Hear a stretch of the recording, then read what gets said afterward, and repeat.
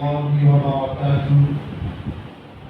الحمد لله رب العالمين، والصلاة والسلام على سيد الأنبياء والمرسلين وعلى آله وصحبه أجمعين، أما بعد. قال الله تبارك وتعالى في القرآن الكريم: بسم الله الرحمن الرحيم. فإذا عزمت فتوكل على الله إن الله يحب المتوكلين. صدق الله العظيم. میرے دینی و ایمانی بھائیوں، عزیز بزرگوں، نوجوان ساتھیوں، دنیا میں آنے کے بعد اللہ رب العالمین نے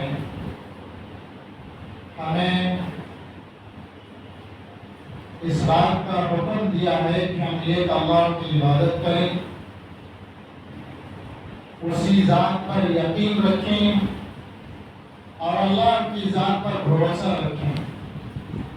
لیکن دوسری طرف اللہ تعالیٰ کا یہ بھی حکم ہے کہ صرف اللہ کی عبادت کرنا اور اس کی ذات پر یقین رکھنا اور بھروسہ کرنا کافی نہیں ہے، بلکہ دنیا کے اندر جو اسباب پائے جاتے ہیں ان اسباب کا اختیار کرنا بھی ضروری ہے۔ گویا اللہ نے دنیا میں جو اسباب ہمیں عطا فرمائے ہیں، جیسا کہ بیماری آنے کے بعد دوائی کا لینا، کہیں آگ لگی ہے تو اس آگ کو بجھانے کے لیے پانی کا بہانا، سمندر میں اگر کوئی ڈوب رہا ہے تو اسے بچانے کے لیے رسی وغیرہ پھینکنا، یا اسے بچانے کے لیے کوئی نہ کوئی ایسا راستہ اختیار کرنا جس سے وہ بچ جائے۔ گویا کہ اسباب کو اختیار کرنا پھر اللہ پر بھروسہ کرنا، یہ دونوں چیزیں ایک بندے مومن کے لیے ضروری ہے۔ میرے عزیز بھائیوں، دنیا میں اللہ رب العالمین نے بھیجنے کے بعد اس دنیا کو دارالاسباب بنایا ہے۔ یہ دنیا اسباب کا ایک گھر ہے۔ ہمیں اگر پیٹ میں گرمی لگتی ہے تو اس پیٹ کی گرمی کو دور کرنے کے لیے نہ جانے ہم کیا کیا چیزیں کھاتے اور پیتے ہیں۔ ہمیں زیادہ ٹھنڈ لگتی ہے تو ہم اس ٹھنڈ کو دور کرنے کے لیے کئی سارے کپڑے اوڑھتے اور پہنتے ہیں۔ وہ ایک یہ اسباب ہے۔ ٹھنڈی کا آنا، گرمی کا آنا یہ اللہ کی طرف سے ہے۔ ان اللہ کی عطا شدہ نعمتوں کی بنیاد پر ہم اسباب کو اختیار کرتے ہیں، اور یہ دونوں چیزیں ضروری ہیں۔ یعنی اللہ رب العالمین نے یہ بات قرآن مجید میں اور اللہ کے نبی صلی اللہ علیہ وسلم نے اپنے صحابہ سے اور قیامت تک آنے والی امت کو ایک پیغام دیا کہ جب بھی اسباب کو اختیار کرو تو اسباب پر بھروسہ مت کرو، اسباب پر یقین مت کرو، اسباب کو اختیار کرو لیکن بھروسہ اور یقین اللہ کی ذات پر کرو۔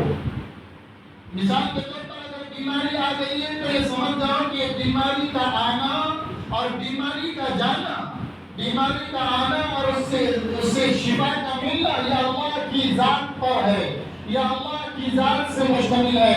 اللہ بیماری لاتے ہیں اور اللہ بیماری سے شفا عطا فرماتے ہیں۔ اسباب اختیار کرنا پڑے گا، ڈاکٹر کے پاس جانا پڑے گا، دوائی کھانی پڑے گی۔ اسباب کو اختیار کیے بغیر انسان کی زندگی ناکامل ہے، مکمل نہیں ہوتی ہے۔ اللہ رب العالمین نے دونوں چیزوں کو اختیار کرنے کا حکم دیا۔ ایک صحابی رسول صلی اللہ علیہ وسلم آپ کی خدمت میں حاضر ہوئے، حاضر ہو کر کے کہنے لگے: اللہ کے رسول، کیا میں اپنی روٹنی کو باندھوں رسی کے ذریعے یا اللہ پر بھروسہ کر کے چھوڑ دوں؟ یعنی انسان جب جانور خریدتا ہے تو اس کے گلے میں رسی باندھتا ہے تاکہ جانور بھاگ کر کے نہ جائے۔ ایک صحابی رسول صلی اللہ علیہ وسلم نے آ کر کے کہا: اے اللہ کے نبی صلی اللہ علیہ وسلم، اللہ پر یقین اور بھروسہ کرنا ہے نا، یہ روٹنی ملی ہے، میں اس روٹنی کو رسی کے ذریعے سے باندھ کر کے رکھوں یا اللہ کی ذات پر بھروسہ کر کے اسے ایسے ہی چھوڑ دوں؟ اللہ کے نبی صلی اللہ علیہ وسلم نے فرمایا: پہلے اس روٹنی کو رسی کے ذریعے سے باندھو، پھر اللہ پر بھروسہ کرو۔ میرا عزیز بھائیو، یہ دونوں چیزیں ضروری ہیں۔ اسباب کو اختیار کرنا بھی ضروری ہے اور اللہ کی ذات پر یقین رکھنا بھی ضروری ہے۔ آج ہمارا ماحول مسلمانوں کا عام یہ ہوتا چلا گیا ہے، ہم اسباب دنیا کے سارے اختیار کرتے ہیں۔ بیماری آتی ہے تو ڈاکٹر کے پاس جاتے ہیں، پریشانی آتی ہے تو سارا کام صدقہ اور خیرات کرتے ہیں، کا کام اسباب سے جڑا، اسباب سے ختم نہیں ہوتا، ہر کام سبب سے جڑا ہوا ہے، ہر کام سبب سے جڑا ہوا ہے۔ یہاں سے اگر دوسری جگہ جانا ہے تو سفر کے لیے سواری پر بیٹھنا پڑے گا، سواری ایک سبب ہے۔ کھانے پیٹ بھرنے کے لیے کھانا کو اپنے پیٹ میں ڈالنا پڑے گا، کھانا ایک سبب ہے۔ اگر پیاس لگی ہے تو پیاس مٹانے کے لیے پانی کا استعمال کرنا پڑے گا، پانی ایک سبب ہے۔ لیکن میرے عزیز بھائیو، اس اسباب پر یقین نہیں کرنا چاہیے، اللہ کی ذات پر یقین رکھنا چاہیے۔ حضرت ایوب علیہ السلام کو کون نہیں جانتا؟ اللہ تعالیٰ نے قرآن مجید میں حضرت ایوب علیہ السلام کی بیماری کا ذکر فرمایا۔ آپ نے نام سنا ہوگا صبر ایوب، ایوب علیہ السلام کا صبر۔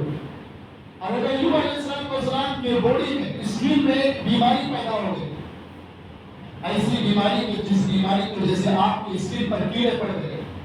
نبی ہیں، ذرا دیکھیے غور کیجیے، اللہ رب العالمین نے آزمایا حضرت ایوب علیہ السلام کو۔ نبی ہونے کے باوجود ایوب علیہ السلام تقریباً 7 یا 8 سال اسی بیماری میں رہے، اس زخم شدہ بیماری میں صبر کرتے ہوئے، اللہ کی ذات پر یقین کرتے ہوئے کہ بیماری دینے والی ذات اللہ کی ہے اور بیماری کو ختم کرنے والی ذات بھی اللہ کی ہے۔ اسی یقین کے ساتھ 7-8 سال تقریباً مفسرین میں لکھا ہے 7 سے 8 سال تقریباً حضرت ایوب علیہ السلام رہے، حتیٰ کہ بچے بھی چلے گئے، رشتہ داروں نے بھی چھوڑ دیا، حتیٰ کہ بیوی سے بھی کہا، ان کی بیوی خدمت کیا کرتی تھی، ان کا زخم صاف کرتی تھی، اس پر مرہم پٹی لگاتی تھی۔ اپنی بیوی سے بھی کہا کہ تم اپنی مائکے چلی جاؤ، اس حالت میں میرے ساتھ رہنا تمہارے لیے اچھا نہیں ہے۔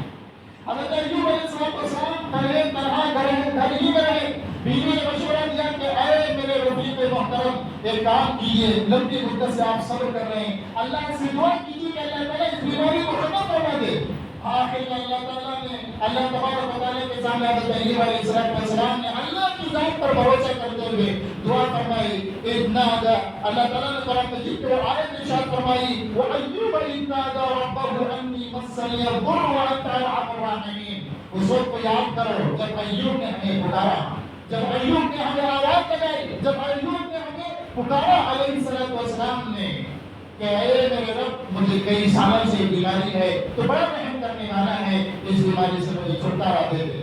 اللہ تعالیٰ نے قرآن مجید کے آگے فرمایا، فَكَشَفْنَا عَنْهُ فَاسْتَجَبْنَا لَهُ، ہم نے ان کی دعا کو قبول فرمایا اور جو بیماری تھی اسے ختم کر دیا۔ لیکن اللہ نے حضرت ایوب کو حکم دیا، ایک کام کرو، تمہاری یہ بیماری ایسے ختم نہیں ہوگی، تم اپنے پیر کو زمین پر مارو، اس سے پانی نکلے گا، وہ نکلا ہوا پانی جو ہے اسے جمع کرو اور اس پانی سے اپنے جسم کو بہاؤ، اپنے جسم کو نہلاؤ۔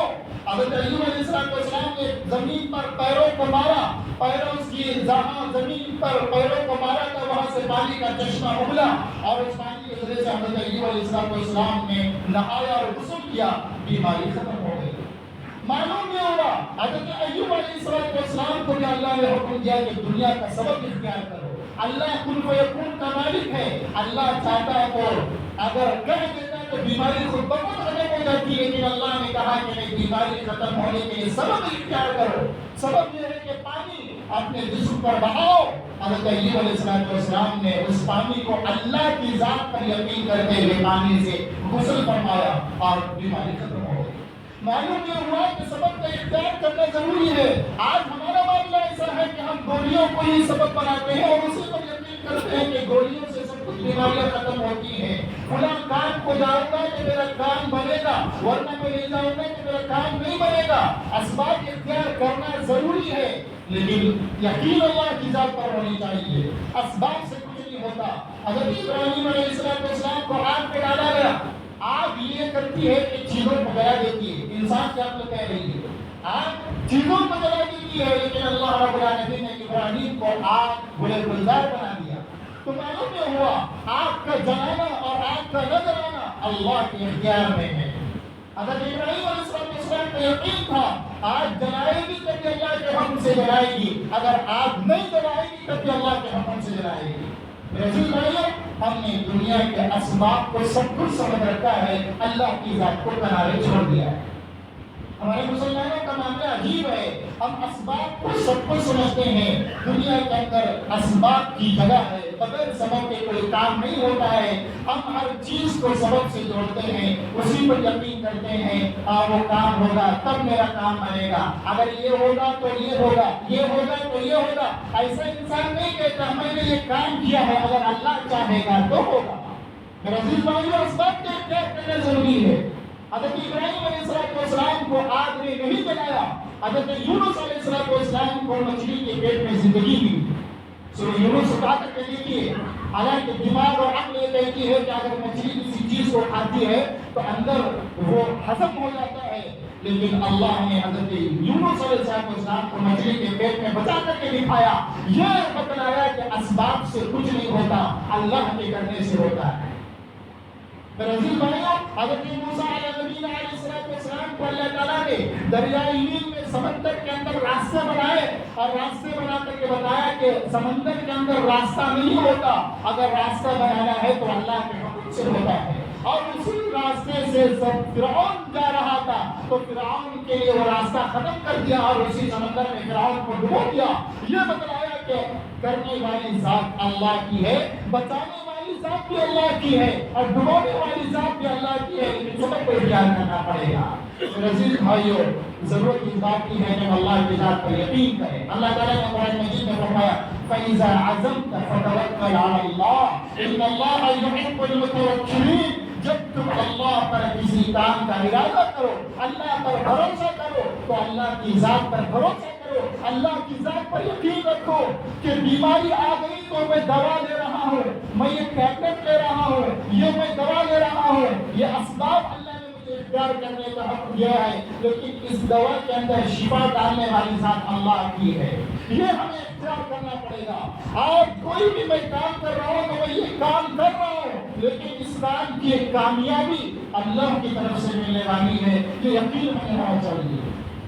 عزیز بھائیو، یہ یقین ہمارے دلوں سے ختم ہو گیا ہے، یہ یقین کی کمی ہے۔ ایک صحابی رسول صلی اللہ علیہ وسلم، مشہور حدیث ہے صحیح مسلم کی، ایک صحابی رسول صلی اللہ علیہ وسلم مسجد میں بیٹھے ہوئے تھے، یہ صحابی بھاگتے بھاگتے آئے اور اس صحابی سے کہا کہ دیکھو تمہاری جس گلی میں تمہارا گھر ہے وہاں آگ لگی ہوئی ہے، جس گلی میں تمہارا گھر ہے وہاں آگ لگی ہوئی ہے۔ وہ صحابی مسجد میں اللہ کا ذکر اور عبادت کر رہے تھے، اس صحابی نے کہا کہ میرے گھر کو آگ نہیں لگے گی۔ پھر دوسرے صحابی بڑھتے ہوئے آئے، کہنے لگے کہ دیکھو تمہارے بغل والے گھر کو آگ لگی ہے، وہ گھر جلتے جلتے جلتے تمہارے گھر کو بھی آگ لگ جائے گی، جلدی جاؤ۔ وہ صحابی وہی مسجد میں بیٹھے رہے، اس بات پر بھی دھیان نہیں دیا۔ اس کے بعد تیسرے صحابی بھاگتے ہوئے آئے اور کہنے لگے اے صحابی رسول، آپ کے پڑوس کا گھر جل کر کے خاکستر ہو گیا، آپ کے گھر کو پہنچتے پہنچتے بجھ گئی۔ جب یہ واقعہ صحابی نے پوچھا کہ آپ اتنا کانفیڈنس کے ساتھ مسجد میں کیسے بیٹھے ہوئے تھے کہ آپ کا گھر جلنے کو قریب تھا، آپ کیوں نہیں گئے؟ تو انہوں نے کہا میرے نبی صلی اللہ علیہ وسلم سے میں نے ایک بات سیکھی ہے کہ جب بھی گھر سے باہر نکلو بسم اللہ توکلت علی اللہ لا حول ولا قوت الا باللہ۔ جو بندہ گھر سے باہر نکل کر اس دعا کو پڑھ کر جاتا ہے اللہ تعالیٰ اس کی حفاظت فرماتا ہے۔ یہ یقین تھا صحابہ کا، دعاؤں پر یقین۔ آج ہماری نمازوں پر ہمیں یقین نہ رہا، آج ہمیں اپنی عبادتوں پر یقین نہ رہا۔ آج ہر انسان کوئی نہ کوئی پریشانی کا ذکر کرتا ہے، حالانکہ نماز گناہوں سے بچانے کا ذریعہ ہے۔ ہم نماز پڑھتے ہیں تو نماز سے یقین ہے، ہم صدقہ کر رہے ہیں، بیماری گھر میں آ گئی، کوئی پریشانی گھر میں آ گئی، جانور ذبح کر رہے ہیں، پھر بھی اللہ کی ذات پر یقین ہے، صرف صدقہ کر رہے ہیں۔ کیا کر رہے ہیں؟ صدقہ کرنا ہے، لیکن صدقہ ایک پروسیس پورا کر رہے ہیں، ایک کام پورا کر رہے ہیں، صدقے کا کام پورا ہو رہا ہے، لیکن یقین جس طرح اللہ کی ذات پر ہونا چاہیے اس طرح یقین نہیں ہوتا، جس کی بنیاد پر ہمارے کام ادھورے رہ جاتے ہیں۔ عزیز بھائیوں، کہنا یہ چاہ رہا ہوں کہ اللہ کی ذات پر اسباب کو اختیار کرنے کے بعد اللہ کی ذات پر مکمل طور پر یقین اگر ہوگا تو ہمارا ہر کام بن جائے گا، ہمارا ہر کام بن جائے گا۔ اگر یقین نہ ہوگا، اسباب کو ہم نے کتنا بھی اختیار کر لیا، اگر یہ اللہ کی ذات پر یقین نہ ہوگا جس طرح یقین اللہ کی ذات پر ہونا چاہیے، سارے اسباب اختیار کر کے بھی ہم کامیاب نہیں ہو سکتے۔ عزیز بھائیوں، بڑے بڑے لوگوں کا واقعہ آپ نے سنا ہوگا، اللہ رب العالمین کے یہاں چھوٹے سے چھوٹے چیزوں سے بھی بڑے بڑے کام ہوتے ہیں۔ اور بڑی بڑی چیزوں سے بھی چھوٹے چھوٹے کام نہیں کرتے. اسی لیے ہمیں چاہیے کہ ہم اللہ کی ذات پر یقین رکھیں. ایک واقعہ ہے آپ صلی اللہ علیہ وسلم کے زمانے میں تحقیق ابن سعد، یہ حدیث کی کتاب ہے. اس حدیث کی کتاب میں ایک واقعہ، ایک بوڑھی عورت کا واقعہ لکھا گیا ہے کہ آپ صلی اللہ علیہ وسلم کے زمانے میں ایک بوڑھی عورت تھی جو گھروں کے اندر دوسرے گھروں میں جا کر کے برتن صاف کر کے اپنی زندگی گزارتی تھی. یعنی دوسرے گھروں میں جاتی تھی، وہاں کے جو برتن ہوتے تھے اسے صاف کرتی تھی، دھوتی تھی اور اس سے جو پیسے ملتے تھے اس کے ذریعے سے زندگی گزارتی تھی. لیکن آہستہ آہستہ وہ بوڑھی عورت مسلمان ہو گئی.